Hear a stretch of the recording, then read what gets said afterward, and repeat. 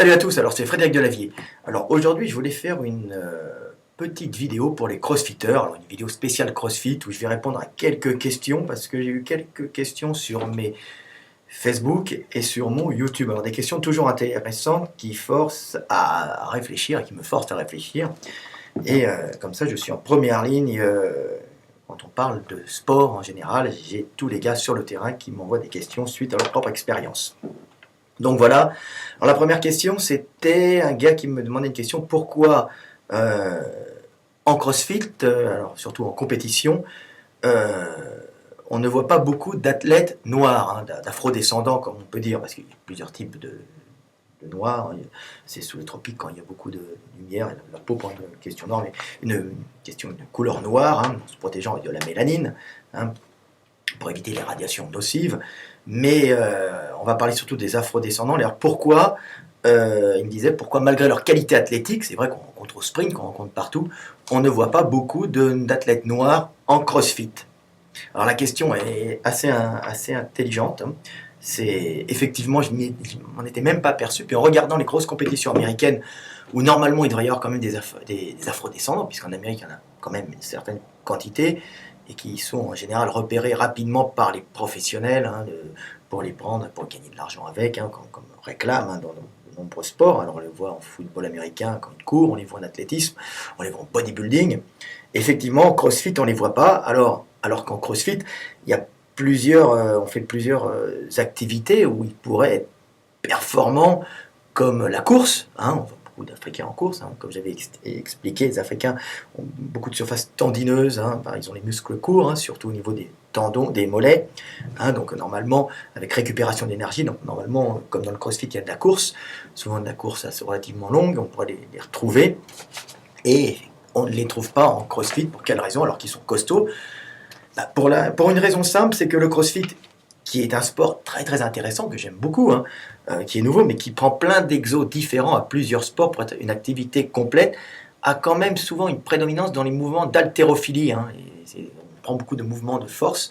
Hein, et en haltérophilie, malheureusement, les gens qui ont les segments longs sont désavantagés. Alors pas pour leur qualité musculaire, souvent les Africains ont une très bonne qualité musculaire, une très bonne tonicité, un très bon influx nerveux, mais leur morphologie, leur long levier, hein, leur long segment va souvent les désavantager au CrossFit, qui est un sport qui reprend quand même pas mal de mouvements d'haltéro, bien qu'on court aussi, et donc ils vont être tout de suite éliminés, ou ils ne vont pas pouvoir faire les grosses places, pas à cause de leur qualité athlétique, à cause de leur morphologie, de leur long segment, qui les empêche par exemple de faire des mouvements d'haltéro, style l'épaule jetée en se retrouvant à genoux et en remontant la barre. Hein, ça va être très dur pour eux. Pire encore, l'arraché, qui pour eux va être très dur, vu qu'ils ont de grandes jambes, ils vont être très penchés en avant et faire un arraché, hein, c'est-à-dire vous savez, on épaule d'un coup, comme ça, en s'accroupissant.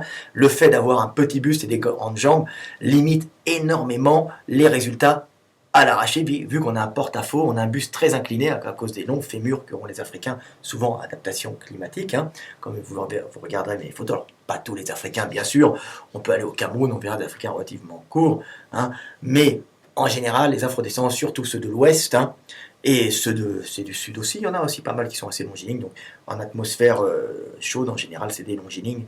Et malheureusement, le longiligne, bien qu'il ait de grandes qualités athlétiques pour les lancer, pour les sprints, ne pourra pas performer, ne pourra pas être excellent sur les mouvements d'haltéro. Alors vous voyez bien qu'en haltéro, on ne voit pas beaucoup d'Africains, hein. C'est rare, on avait vu un Cubain une fois, qui était métis, donc il avait dû hériter, on va dire, du côté breviling, peut-être des origines espagnoles de ses parents, de ses arrière-grands-parents, de sa lignée, on va dire. Donc pas forcément très longéveux, mais les Africains qui sont plus d'adaptation climatique à des climatiques chaudes ont souvent des longs membres et tout en tendons. Alors c'est pas le fait d'être en tendon qui pose un problème, c'est le fait d'avoir des longs segments qui va poser énormément de problèmes. Donc on va pas les retrouver au CrossFit, bien qu'au CrossFit ils pourraient performer, être super efficaces dans tout ce qui est traction, tout ce qui est course, hein, mais malheureusement le fait d'avoir ces épreuves d'haltérophilie, un mouvement proche de l'haltérophilie en série va leur donner un handicap pour les meilleure place. Donc voilà pourquoi on ne trouve pas beaucoup d'athlètes africains. Donc, à mon avis, c'est pour ça. Alors, il y a peut-être une raison culturelle, mais les Américains étant ce qu'ils sont, étant pragmatiques et étant avant tout dans la logique business, hein, l'argent n'étant pas mal vu chez eux, n'étant pas une finalité. L'argent est une finalité, mais elle a, elle a une valeur très symbolique par rapport à la réussite divine. Hein. C'est-à-dire qu'on montre qu'on a réussi, on montre son argent, pas pour montrer qu'on est supérieur à l'autre, pour montrer que Dieu nous a élus quelque part, hein, beaucoup de protestants, hein, et qu'on est un exemple pour les autres. Donc on est souvent matu vu, pas parce qu'on est méchant. Hein. Donc c'est l'Amérique qui est branchée argent, hein, aurait vite récupéré dans son pragmatisme des sportifs afrodescendants s'ils avaient été performants. Les grosses boîtes, hein, qui vendent des chaussures comme Reebok ou je sais pas, ou du matériel pour le crossfit, hein, auraient récupéré des athlètes africains s'il y en avait, d'afrodescendants s'il y en avait. Donc voilà, il n'y en a pas à cause de ça. Pas beaucoup, hein, on va les retrouver ailleurs. En général, bien sûr, je parle en général. Hein, on ne peut pas dire toi, tu es africain, afrodescendant, tu n'es pas bon au crossfit. On trouve de tout sur Terre. Donc voilà. Alors, une autre question que j'avais eue sur le crossfit, alors lui c'était l'haltéro, mais je vais en parler pour le crossfit. C'est beaucoup de problèmes au crossfit qu'on va rencontrer sur les problèmes de morphologie. Et alors, je vais parler d'une petite pathologie qu'on rencontre de plus en plus souvent maintenant. Ce sont les problèmes de compression du nerf ulnaire ou cubital. Alors, j'ai fait un petit dessin ici pour que vous compreniez. Là, ça, c'est mon livre, le Guide des mouvements de musculation, version tchèque. J'ai les versions américaines. Alors, qu'est-ce qu'ils ont mis là, hein, c'est un best-seller mondial, hein, 2,5 millions, on arrive à 3 millions d'exemplaires. Donc, le nerf ulnaire, il est là, vous le voyez ici. Alors, il part du cou, là. Il descend là, il passe au niveau du coude, et c'est au niveau du coude où il va y avoir des compressions. Je vais vous expliquer pourquoi. Au crossfit, on a le haltéro, et là, il passe ici, vous voyez, il passe dans le canal carpien, qui passe ici, et il peut y avoir aussi des compressions au niveau du canal carpien, des problèmes ici du nerf ulnaire, ce qui va poser des douleurs dans l'avant-bras, et surtout une insensibilisation le plus souvent des 2 derniers doigts. Je vais vous montrer, j'ai fait des petites images. Alors, en général, en musculation, on a souvent le problème du nerf ulnaire, de compression du nerf ulnaire au niveau des cervicales, hein, ici. Souvent, quand on fait les dips, hein, j'avais expliqué par rapport à la méthode Lafay, hein, ce n'était pas la méthode Lafay en elle-même qui générait des pathologies du nerf ulnaire, c'est le fait de pratiquer des dips qui était un des exercices pratiqués dans la méthode Lafay, ce qui m'avait valu une menace de procès. Donc je m'en fous, moi la méthode n'est pas plus mal qu'une autre, simplement le fait de faire des dips, hein, je l'ai dit bien, peut provoquer, si vous mettez la tête en arrière et vous poussez comme ça, peut provoquer des compressions du nerf ulnaire. Ce qu'on ne retrouve pas en crossfit, mais on retrouve des compressions du nerf ulnaire à un autre endroit, hein, surtout au coude. Pourquoi? Parce que quand on commence à plier les bras comme ça, vous savez, on fait un épaulé, hein, en épaule des fois, en crossfit, hein, ou en haltéro, hein, et ben le nerf ulnaire va être compressé ici dans le canal, c'est un petit, il est maintenu ici à l'intérieur, hein, vous voyez, hein, ça fait mal, hein, on peut le sentir, hein, c'est le coup de jus hein, quand on le touche, hein, c'est un gros nerf, hein, donc il est dans un espèce de canal qui passe au niveau des os, là, et qui est maintenu par des fascias, par des petits aponevroses qui le maintiennent en place pour pas qu'il bouge et que ce soit très douloureux.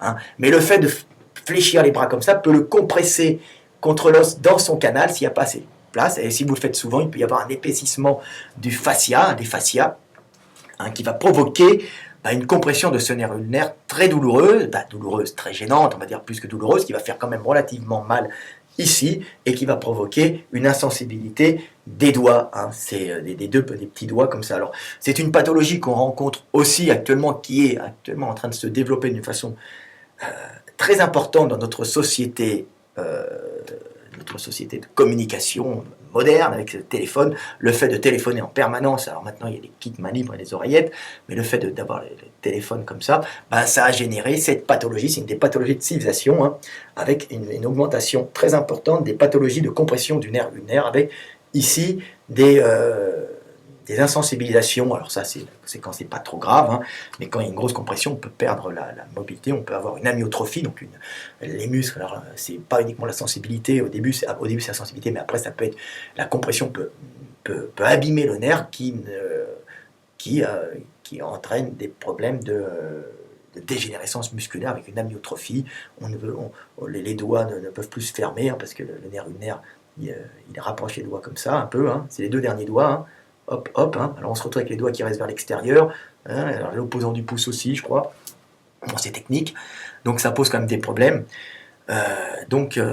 Ça, hein, l'épaulé, ça entraîne des pathologies du nerf ulnaire. Alors je vais vous montrer un peu hein, la vidéo. Je parle comme ça un peu, je parle dans tous les sens, mais c'est intéressant pour les crossfitters qui ne soient pas... alors j'ai pris des images sur le net, voilà. Voilà, compression du nerf ulnaire. Alors il y a des opérations, alors n'allez pas vous faire opérer, c'est juste une petite compression. Hein.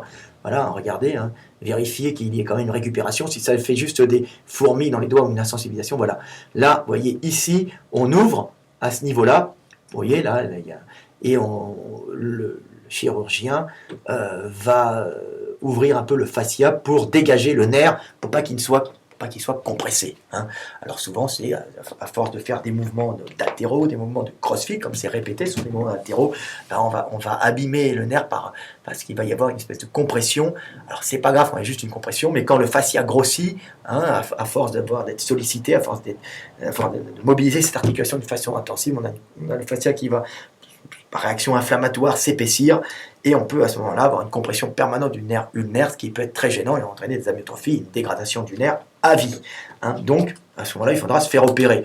Mais dans tous les cas, si c'est au début, vous commencez à avoir des problèmes au nerf ulnaire, sentir les deux petits doigts, ben, alors vous savez que ça peut venir de la nuque, hein, c'est tout le temps sur le chemin hein, du nerf, hein, il faut savoir où ça a été touché. Alors ça, vous allez voir un spécialiste, c'est pas moi qui suis je suis pas médecin, mais moi j'avertis. Maintenant, vous, quand vous avez ça, vous allez voir un spécialiste, un médecin du sport, qui va tout de suite faire les analyses et vérifier ce qui se passe.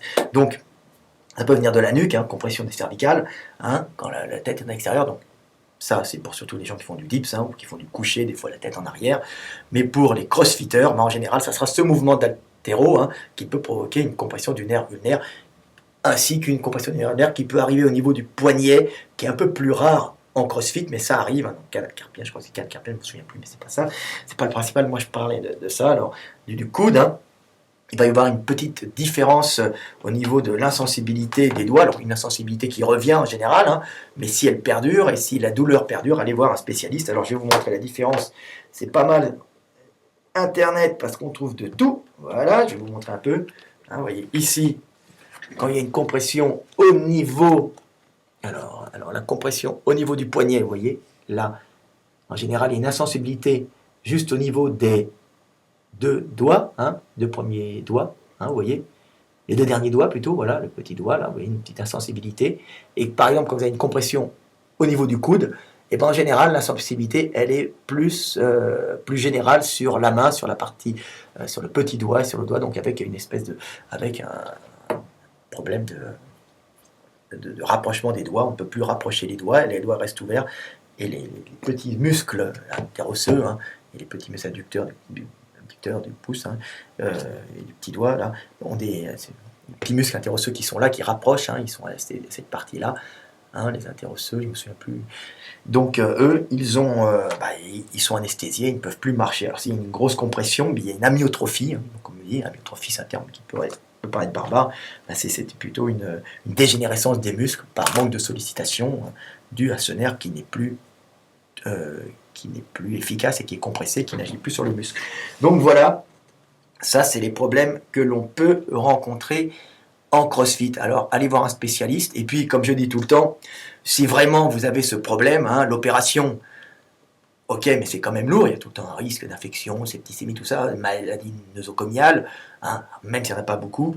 Hein, si vous pouvez éviter l'opération, évitez-la. Et si c'est uniquement sur les mouvements d'épaulés, bah écoutez, ne faites pas d'épaulés, hein, et puis votre carrière de CrossFit, vous la mettez un peu de côté, et puis vous avez tellement d'exercices à faire, tellement de variantes, et vous pourrez être balèze et tout, sans avoir à avoir une opération, hein, parce que vous voulez absolument faire de l'épaulé qui est un mouvement propre à l'haltéro, propre au CrossFit, qui a repris les mouvements de l'haltéro, mais qui n'est pas fondamental dans l'existence humaine. Hein, vous pouvez faire plein d'autres choses sans faire ça. Sachez en plus que c'est la compression du coude, donc essayez la flexion du coude, essayez de ne pas maintenir votre coude fléchi en permanence. Hein, c'est tout quand vous avez ce petit problème de fascia, de petit problème de compression du nerf ulnaire, hein, cubital, hein, c'était le nerf cubital, donc qui passe pas du cubitus, hein, ce côté-là, et l'autre c'est le radius, hein, c'est les os hein, qui sont dans le poignet. Donc voilà, ne vous faites pas chier, évitez, vous voyez. Donc est-ce que j'ai d'autres trucs à lire? Je regarde un peu, tout le temps sympa, on va voir. Alors, un autre truc sur le CrossFit, alors voilà, je voulais en parler aussi. Euh, C'était les questions de morphologie. Hein, souvent au CrossFit, bah, il y a une sélection qui se fait sur les morphologies, et puis si on n'est pas assez large d'épaule, par exemple, bah, on aura des problèmes pour être performant en CrossFit, bien qu'on sera bon en épaulé, par exemple, en traction, en course ou en natation, ou plein d'autres exercices. Comme il y a une grosse sélection sur les mouvements d'haltérophilie, l'haltérophilie sélectionne des morphologies très très particulières, donc long bus, jambes courtes en général, hein. Donc, et en général relativement large épaules. Si vous avez des épaules trop étroites, ben vous n'allez pas forcément performer en haltérophilie, surtout si vous avez des épaules pas étroites, donc pas de grands mouvements d'omoplate, et par exemple des omoplates, des acromions, donc c'est l'os de l'omoplate, hein, qui passe ici à l'épine de l'omoplate par derrière, qui passe ici, qui protège au-dessus de l'épaule. Des fois c'est très couvrant, hein, chez certaines personnes. Certaines personnes n'ont pas beaucoup de mobilité d'épaule, comme moi par exemple, vous voyez. Regardez, moi je force, je peux pas, alors que ici je force, je lève. Mais si je force latéralement, je peux pas, et en arrière c'est pire. Ben vous allez être un peu ruiné, détruit, limité au CrossFit. Et si vous continuez à en faire, si vous n'avez pas la morphologie, vous allez vous ruiner les épaules à force d'abîmer, hein, en essayant de passer vos barres au-dessus de la tête dans des mouvements d'arraché. Hein. Vous savez, ce squat en arraché qu'on voit au CrossFit, à arracher, c'est d'un coup on lève la barre en s'accroupissant, on se met comme ça, puis on s'accroupit, et après on se relève, hein, on passe sous la barre. C'est une technique d'haltéro. Je ferai une vidéo un jour sur l'haltéro si vous voulez. Donc si vous n'avez pas les épaules, une morphologie d'épaule adapté à ce sport, hein, donc au CrossFit qui se rapproche de l'haltérophilie, bah, vous ne pourrez pas faire un grand champion malgré vos qualités athlétiques. Et le fait de vouloir assouplir son épaule, bah, ça peut marcher, sauf quand la morphologie osseuse vous l'interdit, hein, et vouloir forcer là-dessus, vous risquez des pathologies, euh, pathologies d'usure, ce qu'on appelle la coiffe des rotateurs, des muscles, surtout du supra-épineux, hein. À force de relever les bras comme ça, vous allez abîmer un petit muscle qui se trouve à l'arrière sur l'omoplate, hein. Je ne vais pas faire la vidéo là-dessus, je l'ai peut-être ici. Je vais le chercher si je le trouve rapidement au niveau des épaules. En bas, voilà, je dois l'avoir. Heureusement que je l'ai. Voilà, à l'arrière, hein. Voilà, le supra-épineux est ici, hein, vous voyez à l'arrière, ici. Il passe en dessous, hein, et quand on lève l'épaule, hein, quand on lève le bras, bah, il peut frotter contre cet os qui est au-dessus, hein. Donc voilà, il passe en dessous, ici, hein, vous voyez là c'est l'omoplate, hein, c'est la cavité pénoïde, hein, et vous avez ici l'espace où passe le supraépineux, et le supraépineux peut frotter ici sur la voûte ostéofibreuse qui se trouve au-dessus, et vous générez des pathologies si vous n'avez pas la morphologie pour, hein. Donc, faites très attention, dites-vous quand même que le sport est question de volonté, question culturelle bien sûr, mais aussi une grande partie question morphologique, hein. Donc ne faites pas comme votre voisin si vous ne pouvez pas, faites du CrossFit si vous aimez, mais sachez que certains exercices vont vous briser alors que d'autres vont avoir aucun effet négatif ou très peu sur les autres. Un autre truc qui va limiter énormément CrossFit sur les mouvements d'haltérophilie, c'est le fait, chez certaines personnes, de ne pas pouvoir étendre le coude. Et alors moi, je suis le typique du mec qui a du mal à étendre son coude. D'ailleurs, aux tractions, je me laisse tendre totalement. Les mecs croient que j'ai pas le bras tendu. Ça ne pose aucun problème. Ça me permet de démarrer beaucoup plus facilement parce que j'ai le bras semi-tendu. Donc vous m'avez déjà vu en concours de CrossFit. Pour les démarrages bras tendus, quand on me fait des claques, pouf, pour moi j'éclate, j'ai aucun problème, je suis super fort parce que mon bras est légèrement fléchi à la base, donc je suis dans la bonne position. Mais malheureusement au CrossFit, cet avantage aux tractions qui fait que je suis quand même champion de traction sur les concours de CrossFit de street workout, hein, où je suis essentiellement spécialisé en traction, mais fait qu'au CrossFit, ça me pose des problèmes pour verrouiller les barres en haut. Je n'arrive pas à les verrouiller et ça me demande un effort musculaire intense, alors qu'il y a un verrouillage qui se fait sur les coudes normalement, qui fait que les os, hein, s'empilent comme des colonnes, hein, et il n'y a pas d'effort musculaire intense pour maintenir une grosse barre, alors que moi, les bras tendus, je ne pourrais pas. Hein, je vais m'effondrer sous la barre, ne pouvant pas bloquer les articulations pour supporter ça. Alors il y a beaucoup de gens qui sont comme ça, je ne suis pas le seul. Hein, bah, sachez que c'est un facteur limitant au CrossFit et que vous ne pourrez pas forcément faire un champion à cause de ça. Donc vous voyez, je passe un peu en revue toutes les morphologies. Donc voilà, c'était à peu près tout sur le CrossFit, hein, syndrome de compression du nerf ulnaire, j'en ai parlé. Hein, alors syndrome de compression du nerf ulnaire, Maintenant, ça explose à cause du CrossFit, puis ça explose aussi à cause du téléphone portable qui, lui, fait augmenter le syndrome du nerf ulnaire, mais aussi les cancers du cerveau. C'est pour ça qu'il faut parler avec un kit main libre. Parce que les vibrations, les ondes trop près du cerveau, chez certaines personnes, surtout jeunes, hein, il a été prouvé, je n'ose pas le dire, mais ça a quand même été prouvé que ça peut générer des modifications entraînant un développement anormal des cellules du cerveau pouvant générer des cancers. Donc voilà. Donc voilà, c'est à peu près tout. C'était Fred Delavier. À bientôt. Hop, un petit biceps pour montrer qu'on peut être musclé et cultivé, voire intelligent. Salut!